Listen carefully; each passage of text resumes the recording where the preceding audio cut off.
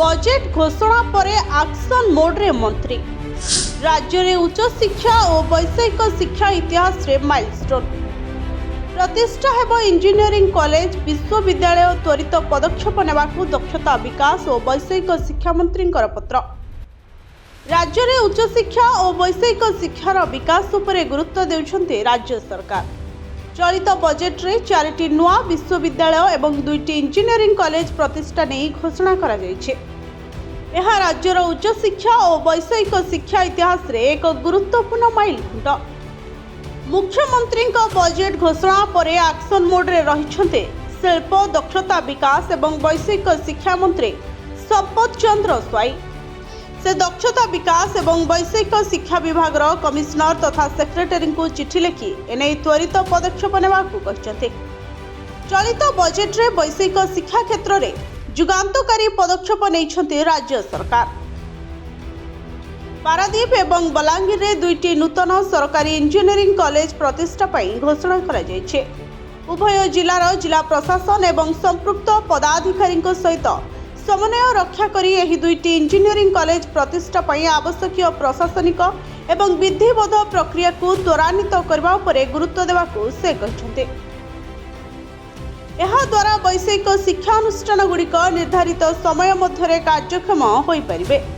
राज्य सरकार को एही दूरदृष्टि संपन्न पदक्षेप उभय जिलार शिक्षा क्षेत्र में वैप्लविक परिवर्तन आनिब। तेणु संपृक्त विभाग एवं पदाधिकारी सहित समन्वय रक्षा करी शिक्षा अनुष्ठान प्रतिष्ठा पई आवश्यक त्वरित पदक्षेप ग्रहण करने को उभय जगतसिंहपुर एवं बलांगीर जिलापाल को चिठी लिखिछन्ते मंत्री।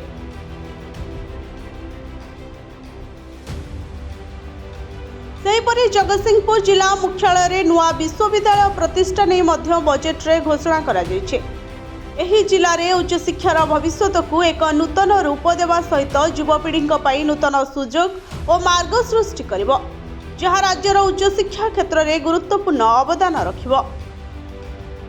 तेणु जगतसिंहपुर रे ग्रीनफील्ड विश्वविद्यालय पई आवश्यक प्रशासनिक प्रक्रिया को त्वरान्वित करबा पई मंत्री उच्च शिक्षा विभाग कमिशनर तथा सेक्रेटरी को तुरंत पदक्षेप नेबाकू पत्र रे उल्लेख करछन्ते। एहासह जगतसिंहपुर जिलापाल को मध्य संपृक्त विभाग एवं पदाधिकारी सहित समन्वय रक्षा करी त्वरित पदक्षेप नेबाकू चिठी लिखिछन्ते। दीर्घ दिन धरी जगतसिंहपुर रे विश्वविद्यालय और सरकारी इंजीनियरिंग कॉलेज प्रतिष्ठा पई दाबी होई आसुला। एथर बजेट रे जिला को 2टी उपहार दैछन्ते राज्य सरकार। अंचलर अनेक दिनर दाबी को सरकार सहृदयतार सहित विचार करी ए दिगरे पदक्षेप नैथिबारु मंत्री श्री स्वाई मान्यवर मुख्यमंत्री को जगतसिंहपुरवासी तरफ कृतज्ञता जणाइछन्ते। वैषयिक शिक्षा राज्य सरकार समृद्ध ओडिशा स्वप्न साकार करने सह राज्य में युवपीढ़ी विकास बाट खोलिबो बोली कहिछन्ते। Bureau report Odisha fast.